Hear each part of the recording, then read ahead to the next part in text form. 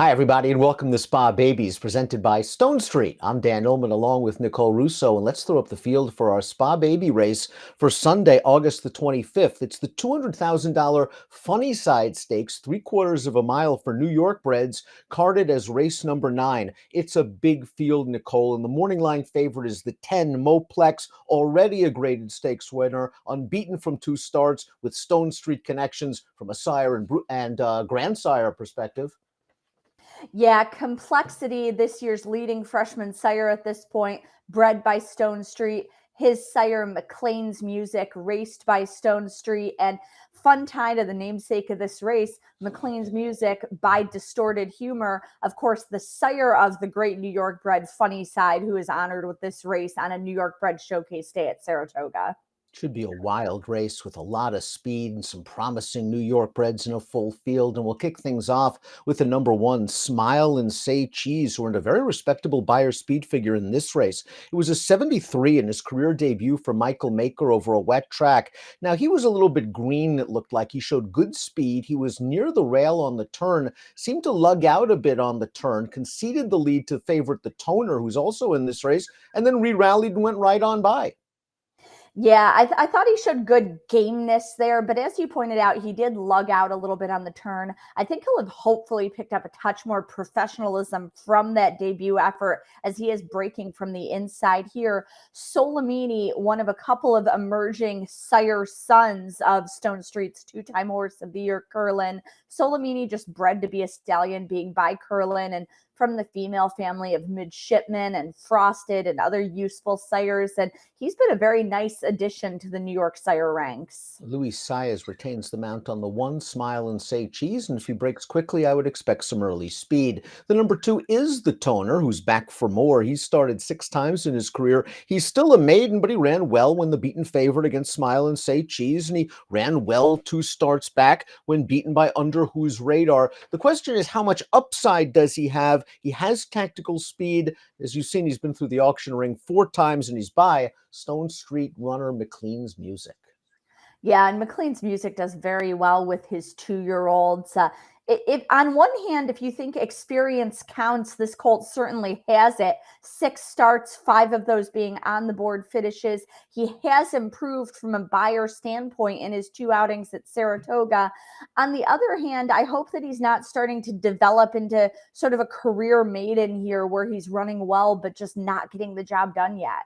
Julian Leparoux takes the mount for trainer Kyle Karamori. The 3 is Friday Surprise. He's hit the board in both starts, including this race earlier in the Saratoga meet. This is a restricted maiden special weight, one of those maiden auction events, and he's chasing odds-on favorite 80 West. He tries pretty hard Friday Surprise. He still seems a little bit green, lugging in at the 16th pole, but all in all, a good effort. This is a much tougher spot, however, on Sunday. A much tougher spot, but he's by another young New York resident siring, King for a Day, a son of Uncle Mo, who was a nice summer developing 3-year-old himself, defeated Maximum Security in the Pegasus around 2 turns. I think his foals are going to get better with experience, with distance, but some of them have tapped into the precocity of sire Uncle Mo for wins so far. So I think this is a very interesting young sire for New York. The number 4 is Me Bago by Super First Crop sire Vekoma. It seems like all the Vekomas can run, and Me Bago was no exception. In his debut at Colonial Downs, he went right to the lead, going 5/8 of a mile, and kept on rolling. He was purchased privately after that race. Now with Mark Cassius having a tremendous year at the Spa, especially with his 2-year-olds. Yeah, Mark Cassie on fire with his 2-year-olds this meet. Several impressive maiden winners who you're going to hear from in stakes competition in the fall.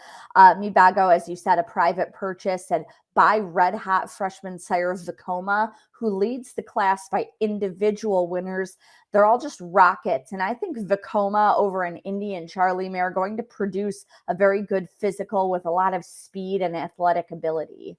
Tyler Gaffalione aboard for Mark Cassie. The 5 is Mick Diesel. This horse debuted on the turf for Rudy Rodriguez, ran well to be second, and then looked very good, going a mile out of the chute in an off-turf heat. Just went right to the front and kept on rolling along. He's going to get a little bit leg weary, however, in the final 16th of a mile, and he's just going to hold on to win by a neck. Cutting back in distance might help this son of Twirling Candy. Yeah, I think that's just fine that he's cutting back in distance. As you said, got a little bit leg weary late. I think that accounts for the buyer regression from his first to his second start a little bit. But, they're not going a mile here, they're going one turn. So I think this should be right in his wheelhouse. The number 6 is Boston Tonian. Boston Tonian goes out for trainer Wesley Ward. Frankie Dettori picks up the mount. We know Wesley's success rate with 2-year-olds over the years, and this horse was a speedy debut winner at Churchill Downs back in June, and I like the way he did it. It was a pretty fast pace. He was battling for the lead, and then he went about his business. He's by Bernardini. He has a lot of route ability in his pedigree, but he sure showed speed in his debut. Absolutely. This one from the final crop of Bernardini. I wonder if we'll ultimately see him going farther in the future. It's very interesting to me that he's been breezing on the turf in Saratoga, and Wesley Ward put him in this spot when Wesley Ward certainly knows how to place his 2-year olds. The number 7 is Under Whose Radar, a very sharp debut winner at Saratoga, went right to the lead under Arad Ortiz, who was aboard this day. Jose Ortiz will be aboard Sunday. Got loose on the lead, was able to set a reasonable pace, but sprints on home to score. And that 81 buyer is nothing to sneeze at. Yep, tops in this field. And I really liked the way he won that debut. Sharp opening quarter, then slowed it down, then turned it on again to come home in the stretch. Showed some maturity where he can turn it on and off when asked. And I think that might be important in this race where it looks like there is quite a bit of speed. He's by Violence and has bred speed, top and bottom.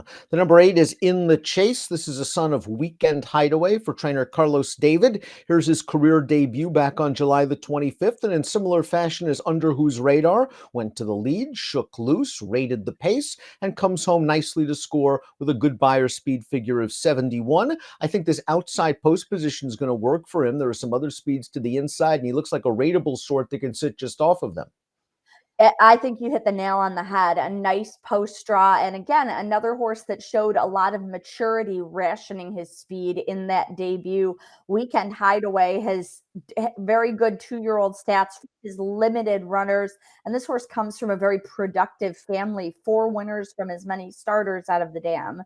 The number 9 is Soon to Be King. This was a maiden winner against open foes in an off-turf race at Belmont at the Big A 2 starts back. And then in the Sanford, he just didn't break very well. He was kind of bounced around, leaving the stalls. After that, he raced evenly. I think the race might be better than it looks on paper. He has some pedigree as well. He's another one by King for a Day. The third dam, Dancing Renee, was pretty quick. Yeah, Danson Renee, a terrific sprinter from a terrific family. As you said, another son of the promising King for a Day. I think this horse is a really nice race record kind of throughout. Was third on debut behind eventual stakes winner Out on Bail in second. Then won his maiden against Open Company, as you mentioned, with while taking a step forward from a buyer perspective. Then was fifth after that rough start in the Sanford, raced a little bit evenly, finished with interest, and has a solid recent work. I think a lot of good puzzle pieces for this horse. And the one they're all going to have to beat, perhaps, is the number 10, Mo Plex, who won his debut by 10 for Jeremiah Engelhardt, who certainly gets them ready to win first time out. He earned his spot in this race, the Grade 3 Sanford opening week at the Spawn. Again, he showed excellent early speed, and he kept on going. 73 buyer. He's overcome the outside post in both starts, and he draws wide again. Yeah, and Moplex, I thought, bested very good company in both of those efforts. That runaway maiden win was over the aforementioned Out on Bail, among others. When he won the Sanford, Tremont winner Studley Do Right was the runner up. Third place, Three Echoes, has developed into a very consistent member of this 2-year old class. Came right back out of that for another stakes placing. And Moplex, as we mentioned, by the Stonestreet bred Complexity, the leading freshman sire by earnings at the moment. Well, let's take a look at our top selections for our Sunday Spa Baby race. It is the funny side, and Moplex just looks like the horse to beat. Already a graded stakes winner. Jeremiah Engelhardt excels with these sort of horses, and this guy's fast enough to get good position. Yeah, and he's fast enough to get good position, but I like the outside draw with all of the other speed inside of him. As you mentioned, he's overcome outside draws before, so I like that Irad Ortiz will have some tactical options aboard him. I just think he's probably the best horse in the race, certainly the horse to beat. Maybe Smile and Say Cheese can offer a little bit of value breaking from the rail off a maiden win where he was dismissed at 11-1. He was a little green, but he did show some ability to overcome that greenness. Breaking from the inside, he must avoid lugging out on the turn. He's going to have to take that turn straight and strong and then keep going. But at a price, I'd like to use him a little bit along with the 7. And of course, Plex, your top selection, rounds out my top 3. 10-4-9-1 for Nicole, 1-7-10-8 for me. It's the funny side on Sunday. It's our Spa Baby race, and we are presented by Stonestreet.